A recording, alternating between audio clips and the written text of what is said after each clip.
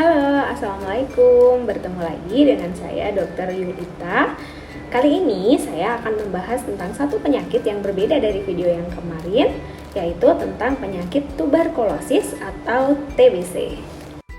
TBC atau tuberkulosis adalah penyakit menular yang disebabkan oleh bakteri bernama Mycobacterium tuberculosis, di mana penyakit TBC ini bisa menyerang banyak sekali organ. Ada paru-paru, kelenjar, digestif atau usus, tulang, dan juga otak. Pada video kali ini saya ingin sharing tentang tuberkulosis paru atau TBC paru karena banyak sekali prevalensi atau angka kejadiannya di Indonesia. TBC paru sendiri merupakan infeksi kuman Mycobacterium tuberculosis yang masuk ke dalam saluran pernafasan dan menginfeksi daerah paru-paru kita. Lalu bagaimana sih cara kuman Mycobacterium ini dapat masuk ke tubuh kita? Yaitu lewat bakteri yang berterbangan di udara maupun bakteri yang keluar lewat droplet atau cairan yang dipercikan melalui batuk atau bersin dari penderita tuberkulosis lain. Selanjutnya, kuman itu kita hirup, masuk ke dalam saluran pernafasan dan menginfeksi paru-paru.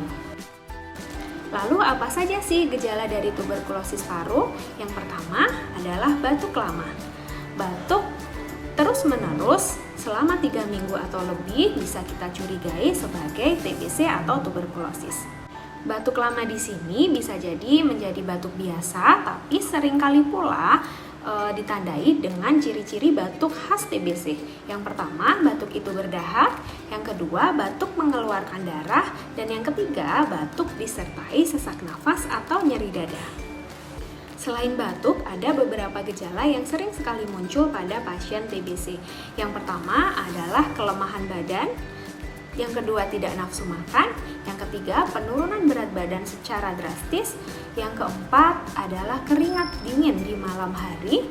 Yang kelima adalah demam terus-menerus yang hilang dan timbul secara mendadak. Lalu, apa yang harus dilakukan jika menemukan atau mengalami gejala-gejala seperti tadi? Yang pertama, kita harus memeriksakan diri ke dokter terlebih dahulu. Yang kedua, kita harus selalu memakai masker apabila menemukan gejala seperti tadi.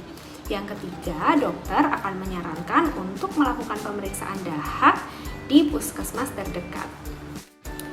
Nah, apabila hasil dari pemeriksaan dokter serta pemeriksaan dahak sudah positif terserang tuberkulosis, maka dokter akan memberikan pengobatan OAT atau obat anti tuberkulosis selama minimal 6 bulan. Ya, pengobatannya memang cukup lama teman-teman, selama minimal 6 bulan. Namun, obat TBC ini merupakan obat program dari pemerintah sehingga obat-obatan ini ditanggung sepenuhnya oleh pemerintah. Prinsip dari pengobatan TBC adalah TOS, temukan, obati, sampai selesai. Karena apabila pengobatan yang dilakukan tidak selesai, maka justru menyebabkan resiko menjadi TB MDR atau tuberkulosis multidrug resistant, yang artinya penyakit tuberkulosis yang tidak mempan atau kebal oleh obat-obatan TBC. Nah, lalu bagaimana jika sudah terkena TBC untuk mencegah menularkan kepada orang lain? Yang pertama, minum obat sampai habis. Yang kedua, apabila batuk dan bersin harus menggunakan etika batuk, yaitu menutup mulut dengan siku. Yang ketiga, tidak meludah di sembarang tempat. Yang keempat, apabila ingin meludah harus meludah di tempat yang terkena sinar matahari atau di tempat yang bisa dibersihkan dengan karbol atau risol. Lalu buka jendela rumah secara lebar-lebar agar sinar matahari bisa masuk ke dalam rumah. Karena Mycobacterium tuberculosis ini dia tidak tahan terhadap sinar UV dari matahari. Seperti itu yang bisa saya sampaikan kali ini tentang penyakit TBC paru. Semoga bermanfaat, semangat sehat. Wassalamualaikum warahmatullahi wabarakatuh.